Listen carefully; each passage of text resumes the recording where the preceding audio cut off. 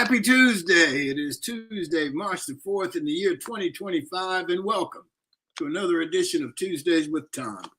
It's Women's History Month, and this month we will dedicate one episode of the month to the women in our lives who have contributed to our own personal histories, whether wives, girlfriends, aunts, friends, bosses, teachers, and of course, grandmothers. It should be an interesting, fun episode, and you can contribute if you like and give some credit to those wonderful women in your own lives that help to develop your own personal history. That show is upcoming next week. Our G-list today is an artist that is a longtime friend in addition to being an incredibly talented man, Robert Bob Manganelli. Bob is a talented filmmaker who is currently in pre-production on a film entitled Man in the Maze. Bob owned his first, check this out, Bob owned his first darkroom at the age of 7. By the age of 13, his photographs toured all over 30 countries through the Photograph Society of America. We look forward to that. I wonder if it was the Photograph Society of Mexico. No, it was the Photograph Society of America. That's right. We look forward to that conversation. You gotta laugh. Our show today, of course, is sponsored to you by the consulting firm of Best Girl Inc. Let's hear from Best Girl. Best Girl is a consulting firm that provides customized leadership, access and inclusion, public relations, communications, and organizational consulting services. Clients include Fortune 500 companies, utilities, higher education institutions, small businesses, and associations. Best Girl's team of consultants, led by Joyce Gilly-Gossam, Emily Hedrick, and Sean Jones, partners with business and education clients to promote organizational effectiveness, communication, motivation, and leadership, with always an impact on the bottom line. Best Girl's customized consulting services include strategic planning, corporate communication, executive coaching, fundraising, and economic development. Best Girl continues to customize the solution that fits your needs. So let's go to the round table and speak with Barbara Wallace Edwards and Michael Walker. Good morning, Barbara Wallace Edwards and Michael Walker. How you guys doing? Look at Barbara. Good morning. Happy Fat Tuesday to you guys. Yes, I'm in Mardi Gras mode. Tell us what's happening, Barbara, with Mardi Gras. Mardi Gras has been a blast this year, Tom. It started on February 14th, I think, with the first Mardi Gras parade this year here in Mobile. And it culminates today. Today's Fat Tuesday, so all the festivities, people get it all out of their system on Fat Tuesday before Ash Wednesday tomorrow so they can repent for all their sins from Mardi Gras. But it has been a whirlwind of balls and parades and brunches and day parties and tailgating and you name it. I mean, it is carnations and receptions. It is. I've been on the go since I arrived on Friday, and I'm sure a lot of other people have been as well. So Mardi Gras was before New Orleans. Mobile Mardi Gras. Mobile is the birthplace of Mardi Gras. That is correct. Yes. So it all started here, and they make sure you know that. There have been thousands, not thousands, of course, but hundreds of parades here in Mobile. I went out yesterday, and it started like at 10 o'clock in the morning and went until like 9:30 last night. The last parade ended, and it starts up again this morning at 10. So another full day of activities. Hopefully the rain will hold off. They're expecting rain later this evening, but hopefully the rain will hold off and they'll be able to complete all the parades and festivities today as well. It's supposed to be some kind of nasty weather coming through there. It is. They're saying somewhere around 6 o'clock or so, and that's when the last parade is supposed to start tonight. But there will be plenty more ahead of that. So maybe they can, sometimes they'll push the schedule up, if, depending on weather. So hopefully they'll get a chance to get them all in today. Now, is Mobile Mardi Gras, do you have is it mainly locals or do you have tourists coming in? Oh, no, there's tons of tourists coming in. I met people yesterday from Canada. One guy said he was from Africa, that he'd heard about Mardi Gras, had never been. He actually wanted to just come, to check it out. He didn't want to go to New Orleans because he'd heard how dangerous it is there. And so he and his family came from Africa. No, people come from all over the country, and you'll find a lot of people that were originally born and raised here in Mobile have moved away. They've told their friends and family about it, that, their new environment, and so now they bring people back. Actually, I went to a day party on Saturday, and 90% of the people there were from other places, and there were about 300 people there. So, yeah, it's definitely become a tourist attraction.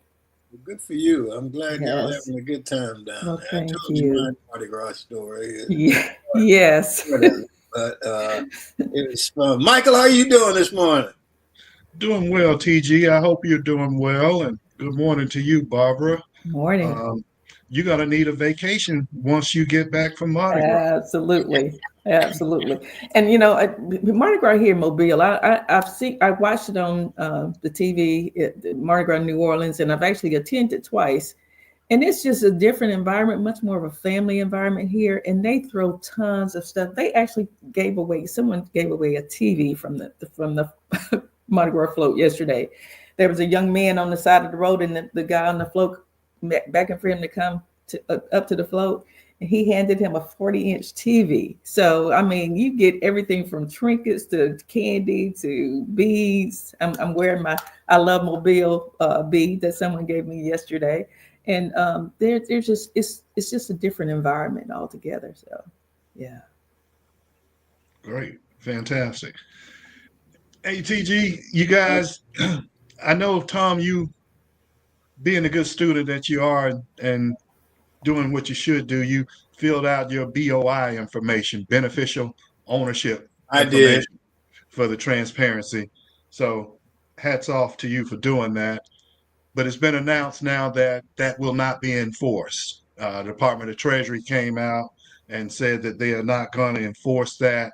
They're going to back off on that. They're going to come back by doing a new request, and it will only impact foreign companies that are coming in, which is what they should have done in the first place. They said it was for people that were having small companies in the U.S. that were laundering money and doing all this illegal, illicit type stuff. But you just put all the small businesses in the U.S. with those companies. Right. They have rethought, and it's only going to impact companies from foreign countries that are trying to come in and establish that. Well, that's good. I mean, I was surprised when I got it. I figured it was some scam stuff, and then Right. I found out I had to do it, and I couldn't figure out why I had to do it when they already had all the information that they asked me to fill out. Yeah. But I filled it out, and so that's good. I'm glad. Good. Yeah. Yes. Yeah. I'd like to, you guys, have you ever heard of a guy by the name of Clennon King? Clennon King. No, have not. He is the first Black man to ever run for president of the U.S. Wow. Clennon King was born in Albany, Georgia, back in 1920, from I think a family that he was the oldest of 7 kids. Family very distinguished, parents educated, and what have you. He ended up at Alcorn as a professor, and back in 1957, he started to speak out against NAACP and saying that their integration tactics were disrupting race relations between whites and ordinary Blacks and what have you. And students at Alcorn State boycotted his classes. And as a result, they let his contract expire. And so then he was unable to find employment. He decided he would go and enroll at the University of Mississippi to get another degree. He had a PhD, and that's when racism hit him. They had plainclothes police officer meet him and arrest him, and they put him in jail. And then they had 2 physicians come by and declare him insane.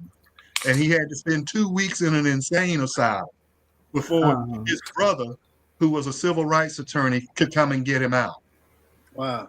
Wow. And so after going through all that, he decided to run for president. He came in, I think it said number 12 out of 13. He got 14,000 votes back Wow. in that He time. beat somebody. He did. Yeah, Wow.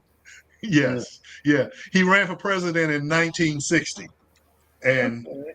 that made him the first black man to do so. He ran on the independent Afro-American Party ticket, and he got 1,485 votes and Okay. finished 11th out of 12. Wow. Yeah. Well, he didn't come in last place, so Yeah, Um, yeah. wow. I Yeah, know that's great history to know, Michael. I had never heard that before. you guys are big Auburn basketball fans. Did you see where Kentucky has formally requested that the NCAA and the SEC step in and request that the game that was played Saturday be canceled and replayed? Based on what Based on the what fact, basis do they have for let me that? see, it's in here something. Based on the fact that they felt like the officiating wasn't fair, they felt like there was disruptions throughout the game.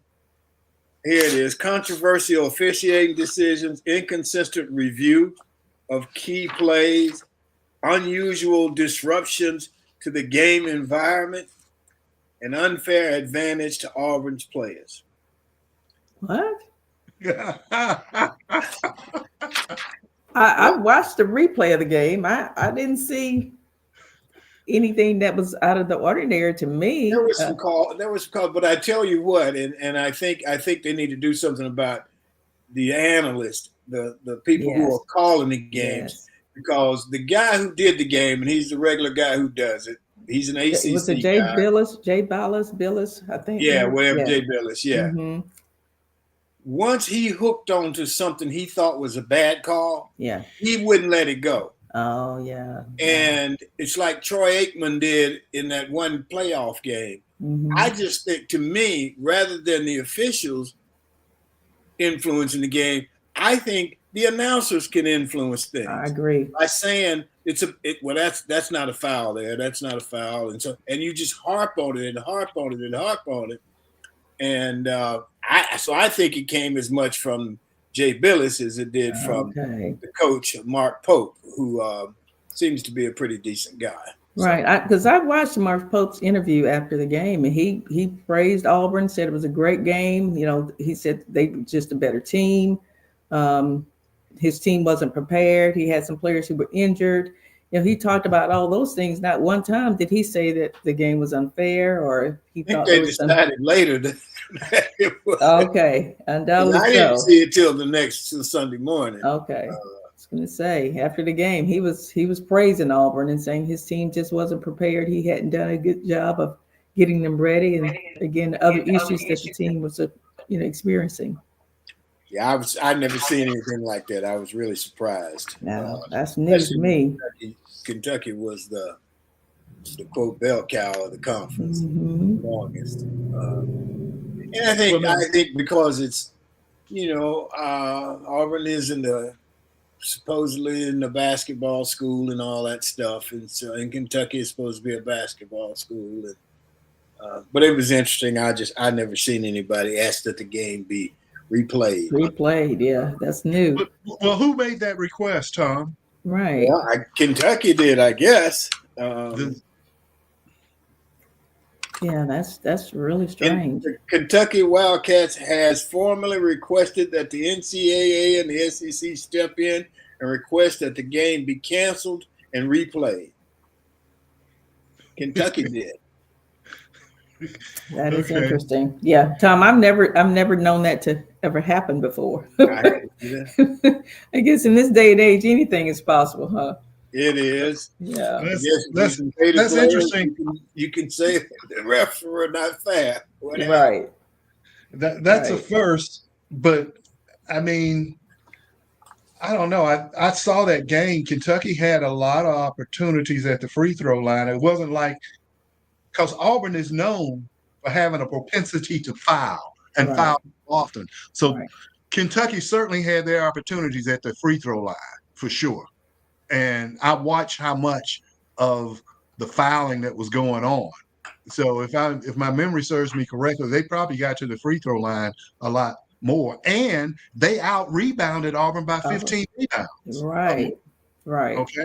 Well, and So there was one point is deep in the second half, I think, where a foul was called, and then it was upgraded to a flagrant or something. Oh yeah. And then this guy, Jay Billis, said that gave Auburn an unfair advantage because they went from, and I don't know the exact numbers, but let's say they went from a 4-point lead to an 8-point lead at a critical point in the game. And he was saying that was unfair. Well, but the foul he's talking about was when two players, the Kentucky player and the Auburn player, both were going for a loose ball. And I think it was more on a rebound. And the Kentucky player elbowed him. Yeah. The Auburn player right in the face, round in the nose and stuff. And I don't think it was done intentionally. But they've changed the rules where if you hit somebody with an elbow from the neck up, they call it flagrant. Absolutely. And they're doing that to try to stop the people that have intentionally. Tom, back in the days when we played, we grab a rebound and throw our elbows and do all that all the time to get people off of you. Well, they stopped doing that now because too many people were getting hurt from elbows being thrown. So, I mean, that can go either way. Right. Go ahead, Tom. Well, no, I do. I just think Jay Billis made more out of it than needed to be made out of it. Right. And I do think that led to other people saying, well, you guys need to protest this. And I don't know if you've ever been to a game in Rupp Arena. It's incredible. Yes. And so I can see where the people were influenced to go in that direction. Right. Yeah. The only controversy I heard about the game was that, in the second half, they cut off the broadcast because there was a fire or something at the transformer or something caught fire. And so the last, I don't know, maybe 20 something minutes of the game you couldn't see because of that incident with the fire. And a lot of people were upset about that they thought that may have been intentional because Auburn was ahead and beating Kentucky so bad that they were embarrassed. They didn't want it to be shown on national TV, but that wasn't the case. Yeah. Well, Auburn was only favored by, I want to say, 4 points or 5 points, and they ended up winning by 16. Right. So that tells you what the bookies thought of Kentucky going in. So Kentucky just didn't play up to their level of expectation. Which is exactly what their coach said. Yes. Well, and I think part of it is they throw a little shade on Pearl when they do that. Right. And I think they're still throwing shade on Pearl from his past. Let me put it right. that way. I think that was part of it as well. I was surprised to read it. Because I watched it and I didn't see any unfair calls or what have you. But you talked about Jay Billis. He does that quite a bit, especially against Auburn. I don't know what he has against Auburn, but maybe it's other Auburn SEC. is supposed to be a football school. It's not an ACC school. He played in the ACC. I mean, the whole game, I was sitting there going, "This guy, who is this guy?" And then I said, "Oh, he's very biased." Because it was obvious he was favored in another direction. Put it that way. Yeah. That's part of it. Yeah, anything else?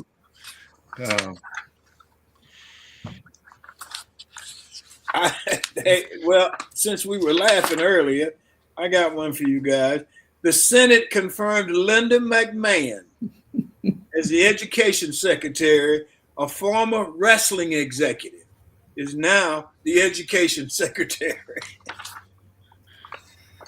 Yeah, that whole cabinet is questionable. We talk about DEI and people not being qualified for their jobs. I think we can start there. Well, I don't think they were talking about those people though. Oh, no, yeah, right. They're qualified. You're right. The No, they're people not. No, they're like not, you, Tom. They're like not you that weren't qualified. qualified. They get a pass, but they're not qualified for those positions. I'm sorry. Anyway, anything else for you guys? Well, the thing that I find interesting is that Elon Musk is going around and slashing federal workers and stuff, and he talks about how much money he's saving by getting rid of people, then turning around and saying Congress need to get a raise, and, and so I'm like, well, what are you guys doing? You're getting rid of people, laying people off over here, and then you turn around and say we need to give Congress a raise. Okay, but you're saving money. Then you come out, they were going to give everybody a $5,000 stimulus check with all the money that they saved. And I mean, it's just like each day is something different. It is. Well, and they've debunked all that supposed savings, because supposed savings, most of it didn't occur. Some of the businesses they say that they got rid of or what have you. One of them, that contract ended in 2005. Right. Under George Bush. Yeah. And so, they'll lie in a minute, man. I mean, it's You anything you hear anything. from them, I'd go check it before I repeat it to Right. somebody. Right. Anything else? Tom, you mentioned Women's History Month. I want to recognize one outstanding woman in our history, Dr. Maria Croak. She's a trailblazing engineer who made significant contributions to the development of voice over IP technology. Her work has enabled millions of people around the world to make voice calls over the internet, revolutionizing the way we communicate. So salute to Dr. Maria Croak. Very much so. Good deal. Yeah, our show next week will be the roundtable strictly on Women's History Month. Right. And I think we can go from people who have done big, wonderful, noticeable things to grandmothers who helped to raise us all. Yes. And anyway, and so anything else? All right. Well, let's go to Sean. She's got a minute for us. Good morning to everyone joining in with us. My name is Shantia Jones, and this is Got a Minute. Hello, March. Tell me everything. It's Women's History Month. It's a time where we reflect on the often overlooked contributions of women in U.S. history. To kick off this month, we have Rebecca Lee Crumpler, the first African-American woman to earn a medical degree. For much of her career, she practiced community medicine in Boston, but in the aftermath of the Civil War, she traveled south to treat thousands of formerly enslaved refugees. Crumpler wrote one of the first medical manuals by an African-American doctor in the United States and by a woman. In 1860, Crumpler applied to the New England Female Medical College, and based on her nursing experience and strong recommendations from doctors familiar with her work, she graduated in 1864 as a doctress of medicine.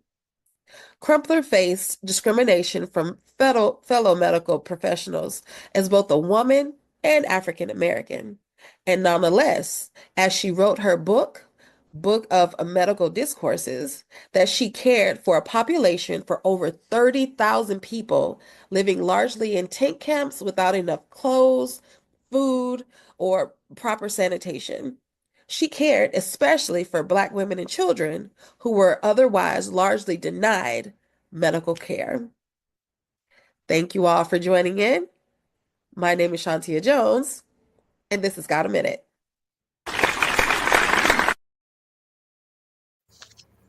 Well, let's move on to our G-list guest for today. Hollywood has the A-list, and here on Tuesdays with Tom, we have the G-list. Now, G-list guest today is Robert Bob Manganelli.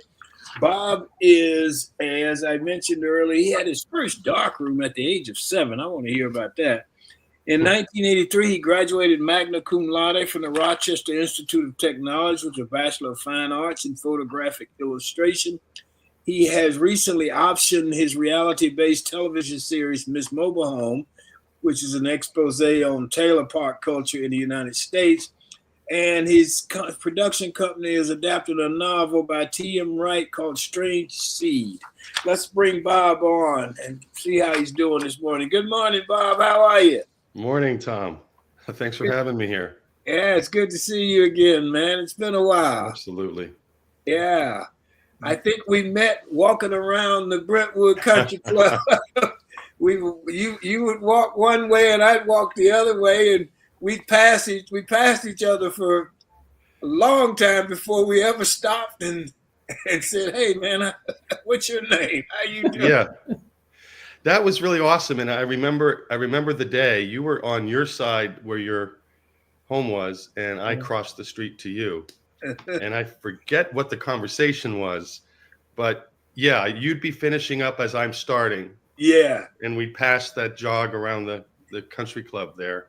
Yeah. Brentwood. Yeah. So tell us about your new projects. Well, the one that is pretty much garnering most of my attention is actually a documentary. I lost my son 10 years ago, and it rewrote every piece of cellular DNA in my body. It completely changed my life. It completely changed the way everything. I can't. Words don't really have, an application, and that's probably why I'm doing the film. So, and I think you may have met Gio at the exhibit that I had there. Yes. So very close soulmate, and he died by suicide. Yeah. So I've committed myself to trying to put together this legislation, the GEO initiative, which takes a little bit of Title IX, a little bit of the Clery Act. That's what the Clery Act and Title IX, and it takes that language and combines it. Because right now the Clery Act, the universities have to report crime statistics on campus, and 90% or more college campuses also keep records of mental health issues. So all I'm asking is that the recording of what's going on in mental health care on college campuses, all it needs to do is match with the Clery Act, and we're good. It's really not a radical piece of legislation. You're just taking pieces that already exist. So that's kind of what I've been focusing on alongside the documentary that I'm doing.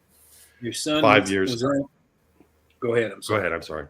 No, I said your son was on campus when this happened. Man.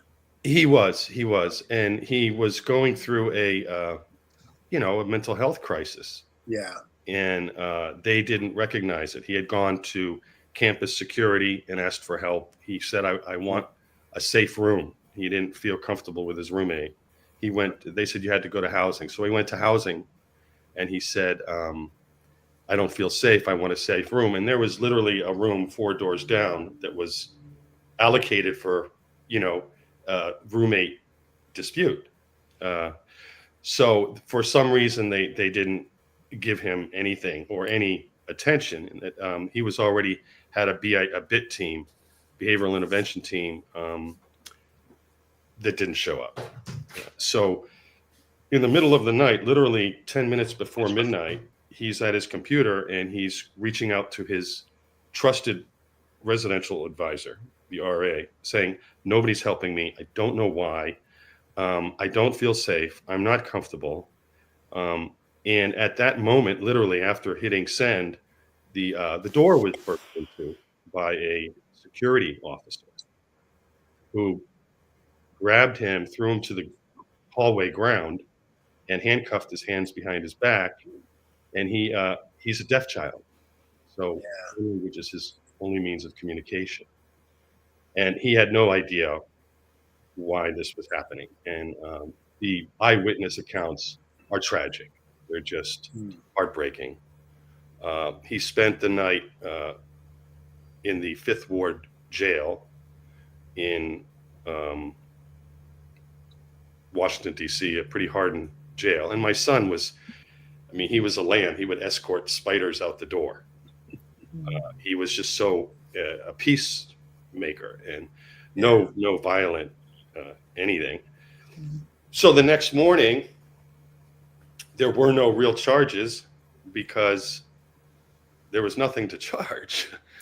And he got let out of jail and brought back to campus, and he was told he had to get his things and leave.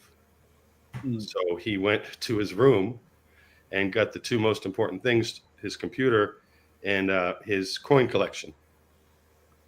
And a number of times during that day, he had no place to go. Not only did he not have his room anymore, but they didn't give him a safe room, and he had to leave campus. So he didn't want to tell his parents because he was embarrassed that he had spent the night in jail. And he spent some time with friends that were on campus in their dorm rooms. And then finally, he came to a crisis because he hadn't slept in 2 or 3 days. And anybody who he was diagnosed as bipolar, that's a trigger. And he called, I was in Florida in a wedding. He called, he texted me and said, "Dad, my life is in danger, immediate danger. Have mom pick me up." Well, not to belabor the story, he ended up stepping into Sligo Creek and knelt down in the water and took his life by seppuku, which is Japanese honor suicide. That the samurai, when they came home dishonored or ostracized from their tribe, this was a act of heroism, and it's not something he would have done if he was of his right mind, certainly, but his depth of knowledge and integration to Japanese culture. He spoke Japanese, read Japanese. He knew Japanese Sign Language. So this was very much a part of his life. So he made an unfortunate choice, obviously, but yeah. So the documentary digs deep into this. We had gone through some legal issues with Gallaudet University, and they offered a settlement 2 weeks before trial. And I didn't want to take it, but I ended up taking it. And so I can make this film now. I did not sign any NDA agreement, so I'm free to tell my story. I know that mental health is a big thing on college campuses now. Guy I went to school with took his own life, and he was the first African American basket athlete at Auburn University, and there were pressures on him that I don't think any of us realized. And now schools are much more in tune with mental health, but at that time they weren't, and it was almost a negative, a thing that they didn't want to recognize, that this guy had taken his own life. And there were a lot of things that, when you go back and look at them, that led to that, and that people should have been aware of, but were not. And it was in the spring, I think it was 72, 73, and I walked into the TV room, and the news commentator was on, and he was talking about Henry was his name, and that Henry had taken his own life. And, that knocked me out of the water, man. I never had a friend that I hung out with every day that, had taken his own life. And I don't think the universities at that time were equipped to deal with that type of situation. Let me see if Barbara Michaels got any comments or questions for you, Bob. Well, first of all, I want to say my condolences to you. That is a difficult situation. My parents lost 3 children, and I understand how difficult that can be. And thank you so much for your work you're doing on this documentary. Hopefully, it will be eye-opening and educational for a lot of people, and hopefully, it will make some major changes in the way that individuals who are dealing with mental health issues or dealt with in their issues are addressed. So thank you so much for that.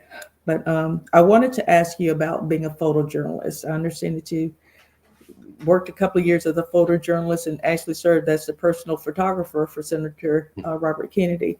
If you could talk about that experience. Sure. It was Ted Kennedy. Ted Kennedy. Okay, I'm sorry. I was 24, I think, and started to What are you, 25 now, right? Yeah, Right. last year. Good for you. I had an opportunity at the Kennedy Center to, I tend to, prolong the story, so I try to truncate it a little bit. There's 3 parts to the room. The front part of the room is where the AP, UPI photographers, the big shots. Then there's the middle, where you're kind of graduating into that, and then people like me were thrown in the back of the room to do the photography. I was shooting for a newspaper called the Washington Times, and so I got to talking with the guy up front, and the press people came in and said, "Okay, you got to go to the back," and he said, "No, he's with me." So I got front dibs on Teddy Kennedy. So I wasn't going to lose this opportunity. So I had a Leica with a 50 millimeter lens, which, as you know, you got to get pretty close to get a good shot. Right. And in the middle of his speech, I walked right up on next to him, and he kind of did one of these, and I'm shooting him. I must have rattled off 30 images. And I went behind him to get the audience, and then his back, and his hand is up like this. So, and then I left, and I didn't know if I'd get thrown out or not, but I didn't. And about a few days later, I called his press secretary and said that I have these images. Would you like to see them? And she said, yeah. So I came in, and the short of it is they showed me around the office. And the American flag that was over JFK's casket was there. A 14-year-old John Kennedy writing home to his mother, Rose, wanting to be godfather to the new child, which was Ted. Right. So all this family history was there. And it turned out they said, well, we need somebody to shoot all of his inside the Beltway stuff. We got, Ken Regan was his main photographer. Right. But I got picked. I got the leftovers for some events that we'd have inside the Beltway. So that was my start with Teddy. It only lasted 6 months maybe before I went to film school at UCLA. Okay. Wow. That's exciting. Yeah, it was kind of interesting. And we talked earlier about the congressional offices. Yes. This was a really warm. Everybody was in jeans and button down, no tie, very casual. A very great group of people that I only knew for a short time, but it's definitely one of the hallmarks of my career. How did you get interested in photography and film? Well, it started. I mean, I was literally. Ask you this, so how'd you get interested in the fact you had a dark room when you were 7 years old? Yeah. Well, I had a camera like kindergarten. First grade was my first camera. It was an Argus, a German camera, much like the Leica. And I was of very little means. My family was struggling. My mother divorced, single mother she took 4 of the kids. But I wrestled at the boys club. And there was this Hispanic janitor, Josh, that had the darkroom, and I became really interested. I came in, and he showed me the enlargement process, the development process, and I was sold. it was magic to me. And so I spent many hours at the dark room at the boys club. It was free. And I just a shutterbug from just past, toddler stage almost. And so that's all I did. And it's all I ever did. In fact, my parents tried to dissuade me from it because I was so focused on it and I didn't want to do anything else. And they said, well, you want to diversify. How are you going to make money as a photographer? So as it turns out, that's it's all I, then I, after RIT, the still image was so understood that I started to move into the moving image. So I cut my teeth in photography and cinematography, and then went out to film school at UCLA and learned how to write. So I could write, I could see, and I could direct. So, Michael? Well, Bob, first of all, I want to say thank you for joining us today. Excuse me. And I want to offer my condolences on your loss of your son. thank you. Very tragic situation.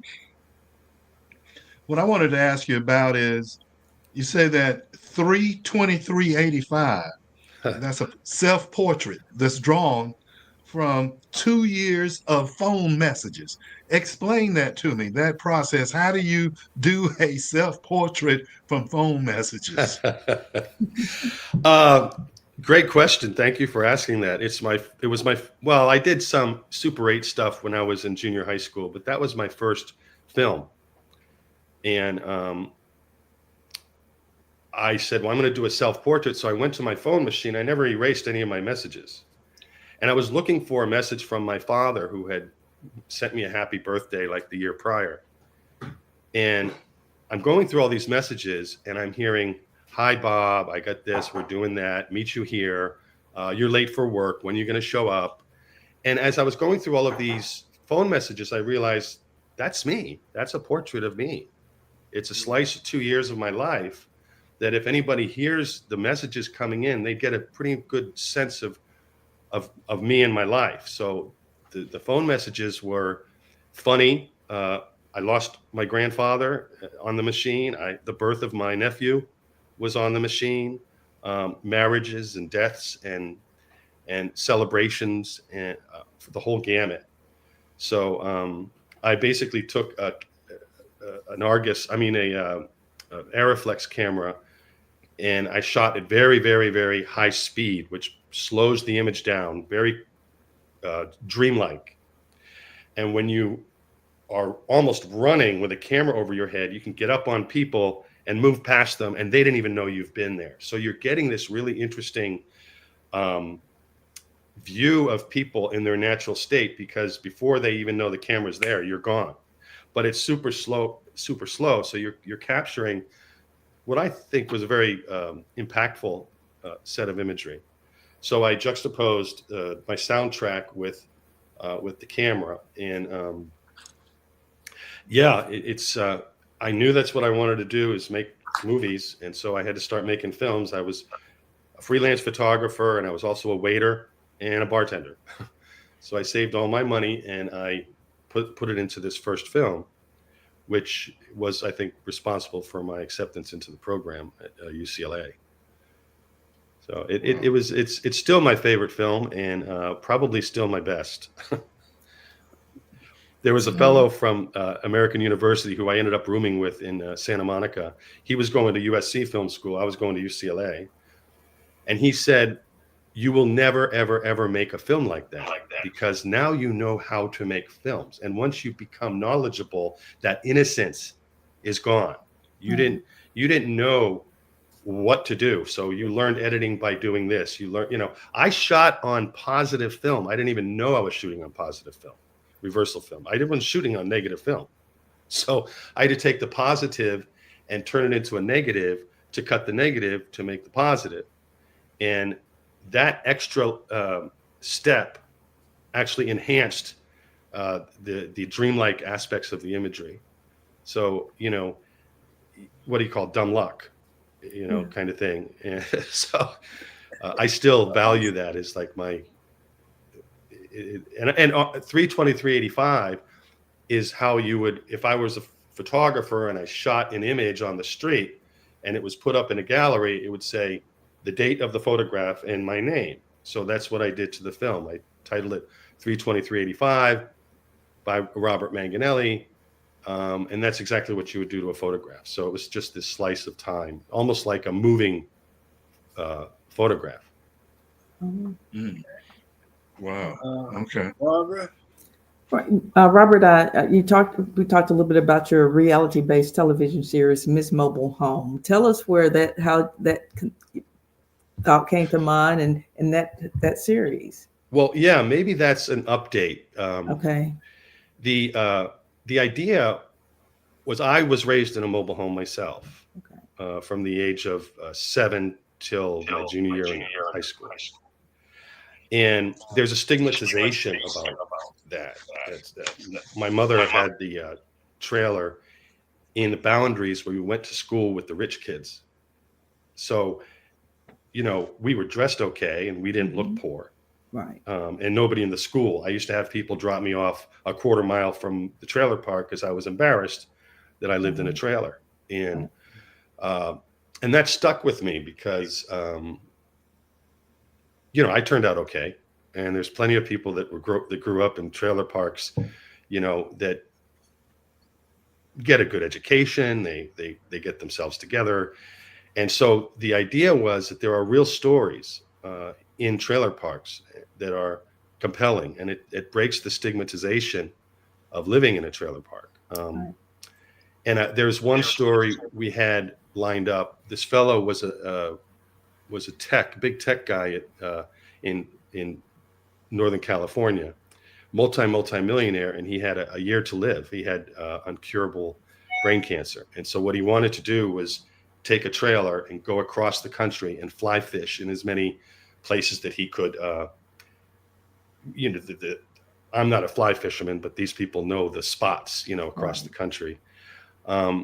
And actually, quite frankly, Paramount, a subsidiary of Paramount Pictures, picked it up, and they made a couple of episodes, and certain, as I was told, to go.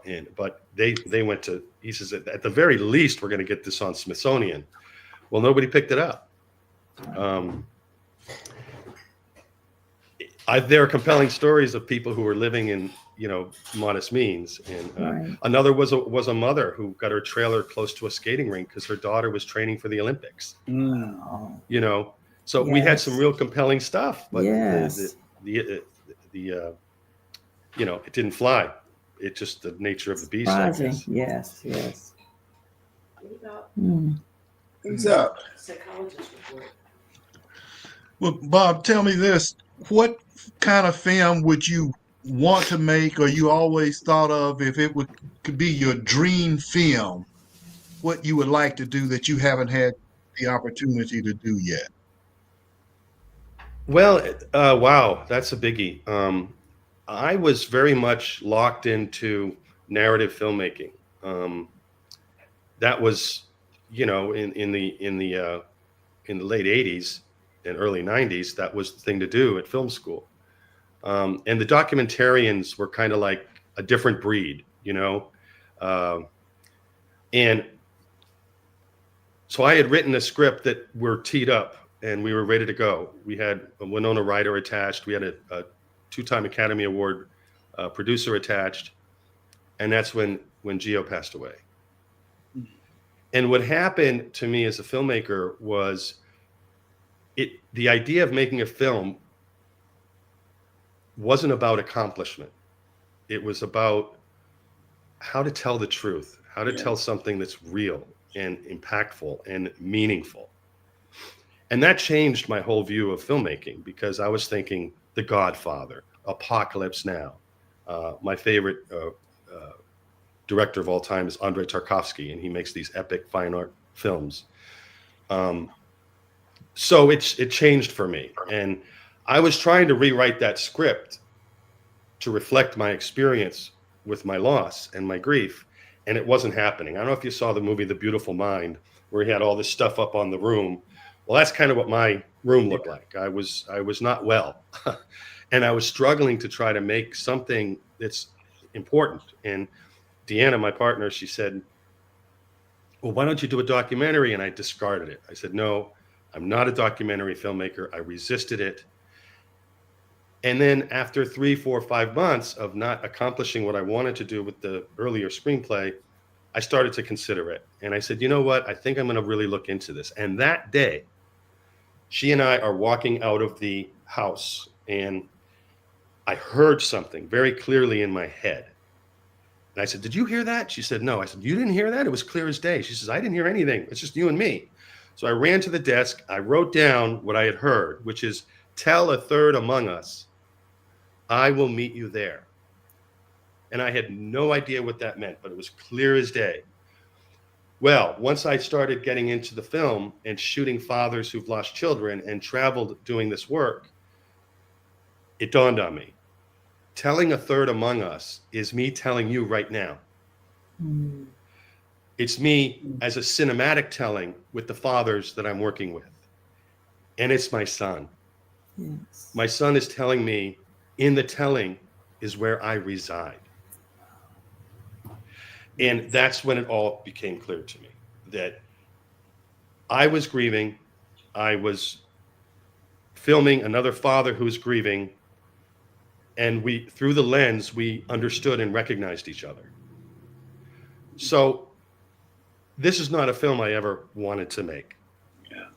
Trust me. Yeah. But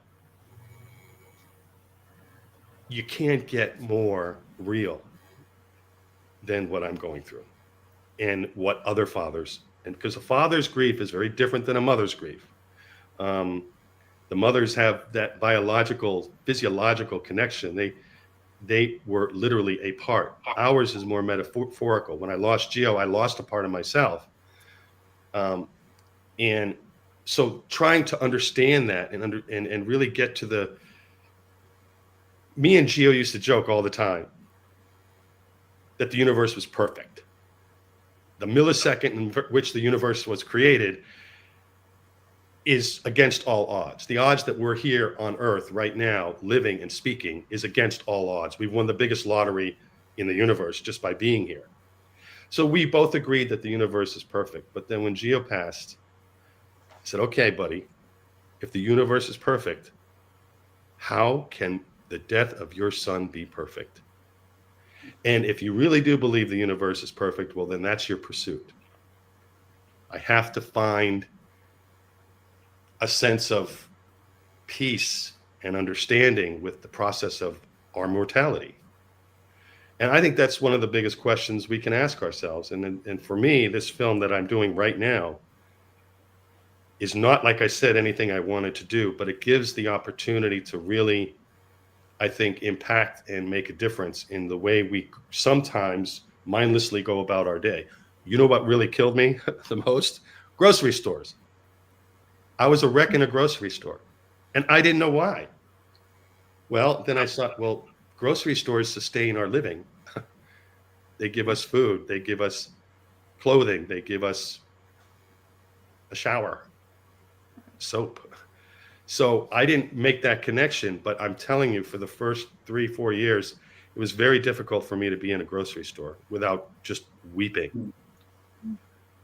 So these are some of the things that I'm trying to organize in a very stream of consciousness way with the film. So the long way of saying is I'm doing what I think I've been called to do with this. And I think my son's with me. Okay. Congratulations on that. Good for you Yes, that you yes, found your purpose. Yes. Yeah. That's I think it's going to help a lot of people in dealing with the process as well. Yes, yes. Yeah. And I pray that you find your peace that you're seeking. Absolutely. Oh, thank you. you will. If you were to be asked now by some young kid like you 40, 50 years ago, how can I get into the film business now in 2025? What advice would you give them? what would you tell them if they wanted to grow up to be like you? Well, it's not the kind of profession where you start off not normally at least, where you start off on the ground floor and you work your way up as a director. You don't see that really happening much. Back in the day, Nick Rogue was the second camera on Lawrence of Arabia, and he ended up being a director of notoriety after that. So, but today's world is different. Everybody has a camera. Everybody can direct. Everybody can, it's democratized. But I would say to that person, really take writing important, because when you write a screenplay, that's a property, no different than you just built a new house. It's a property that you own and you control. And if it's compelling enough, then the people who come to the table with your project have to go through you. Stallone wrote Rocky. They wanted, and everybody else in town wanted, a star. Nobody knew who Stallone was. Right. But he said, no, it's mine. It's for me, and I'm going to be Rocky. And eventually he got a modest budget to do that. But he was in control because that's his property. So from a creative and a logistical standpoint, I really think that screenplay writing, there's a great book out there by Lou Hunter. It's called Screenwriting 434. And I have done this on many occasions. Some of my high school friends have their kids call me because they're moving into that space. And I say, get Screenwriting 434. It's nuts and bolts. It's not theory. It's not philosophy. It is here. It is. This is the manual. It draws upon Aristotle's Poetics, and it gives a real, like I said, practical, everyman way of explaining script structure. So that's what I would say to some. Now, of course, it's a visual medium. So, knowing the camera, RIT for me, I said, I don't need to learn how to see. I've been seeing all my life. I understand the aesthetics, but I wanted to know the materials and processes, the science, the optics, the chemistry, and the physics of photography. I wanted to know how light works and how light acts and what it does. So I found myself with a technical degree at RIT, and then I can go to UCLA and learn all of the screenplay stuff, which I was not very ready for. But after 6 years of graduate school, I learned Aristotle, and I learned Joseph Campbell and the hero's journey. So that's what I have often said to kids. That would be my recommendation. That's interesting because I had this young woman who wanted to talk to me about acting, and one of the things I told her was, when you're the actor, you don't own anything. That's somebody else's product. Maybe you'll get residuals out of it or what have you, and you can make money off of it, but it's not yours, man. It's there. That belongs to some guy who was just sitting in the room listening to you talk about ideas, and then he went and wrote them down. Yep. Yes. Okay, anything else from anybody? Hey, Bob, we appreciate you being with us, man, and I hope to see you. Oh, yeah. I get out that way still from time to time. I'm still in Florida, Northwest Florida. That was interesting. I was reflecting on that, how we would walk around that park, that golf course, and nod at each other. Oh, yeah. Okay. We knew each other a long time before we knew each other. That's right. That's right. Hey, Tom, when you and Bob see each other, did y'all do this? The proverbial Tom, he's got a contagious smile. Yes. You see his smile from across the street. Right. His energy was so, just so beaming. He did. He crossed over the street, and we There's started. somebody I want to get to know. Yeah.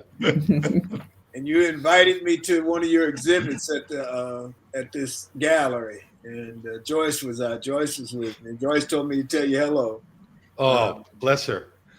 Yeah, and so we Yeah, came. that was quite a night at the gallery, huh? It was. It was. It really was. We had a good time. Yeah, we sure did. That was great. It was great when you showed up. Yeah, yeah, it was. Okay. Well, anything else from anybody? All right. Well, Bob, thank you, man, and hopefully we'll stay in touch. Absolutely, Tom. Appreciate sounds it. good. Thank you, everybody, for listening. Thank Thank you. I appreciate it.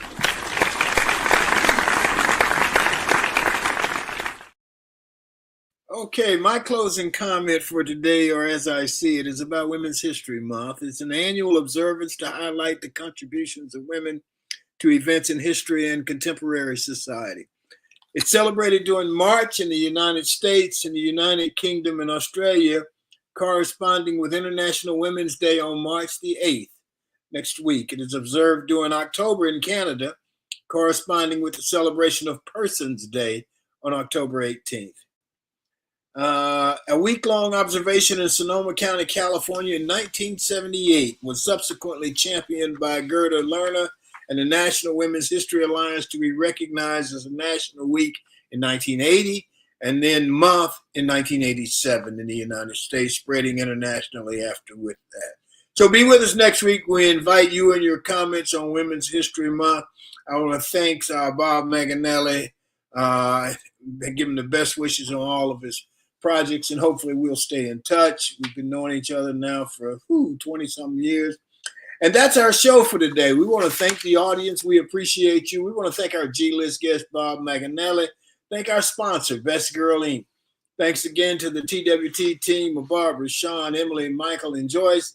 And that's it on this March the 4th in the new year of 2025. Remember, a day without a smile, and Bob was talking about my smile, but a day without a smile is a day wasted. Enjoy yourself. Make every day count. Stay safe. Blessings and peace.